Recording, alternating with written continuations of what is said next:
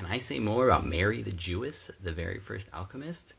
I sure can. In fact, I wish there was more.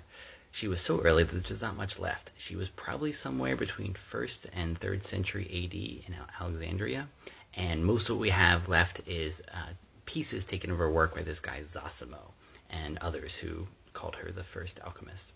And the unfortunate part is, in a book like this, the Taschen book of alchemy, which was a gift from a friend, they only mention Mary once, very briefly. And even the Arthur Waite book from yesterday only mentions her once, but he mentions her at least with awe and reverence and as one of the first great thinkers, because he knew that she was also a theorist. So many of the alchemists were in there working with their plants, using tools, trying to get stuff done, trying to get the metal thing done. She was expounding the philosophy of it, the theory of it.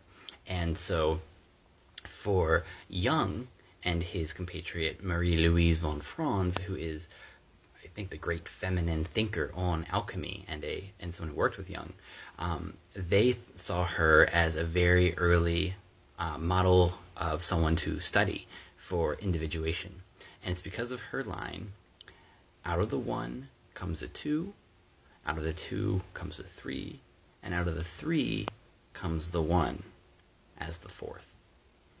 And it is the idea of going through those stages, breaking yourself down, bringing yourself back together, that they saw as a hero's journey. And so let's put her in context. She was probably 1st century AD. She was probably that early. And so if we go to our history wall here, down in the cave where I'm allowed to keep my history wall, you can see that there was a lot going on in human history at this time. It was a rich time. The Rome was at its peak. The histories of Tacitus were written. Ptolemy was drawing his maps and reinventing geography. The Golden Ass was written by Alpleus, one of the great first satires.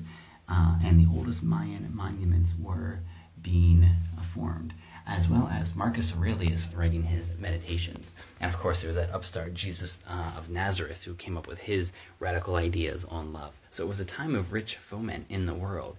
And she was in Alexandria, one of the great crossroads of intellectualism, and writing about this stuff. And it wasn't only that she was a theorist, she was also a toolmaker. She's credited with coming up with 3 major inventions in alchemy. You know, it's all disputed who really knows back then. But not only was she thinking about the theories of it, she was coming up with new tools on how to do it. And that's still such an important part of science. The scientists who are doing the tool making often don't get enough credit. But Mary the Jewess did both. So that's why I think she's so cool. And thanks for the good question.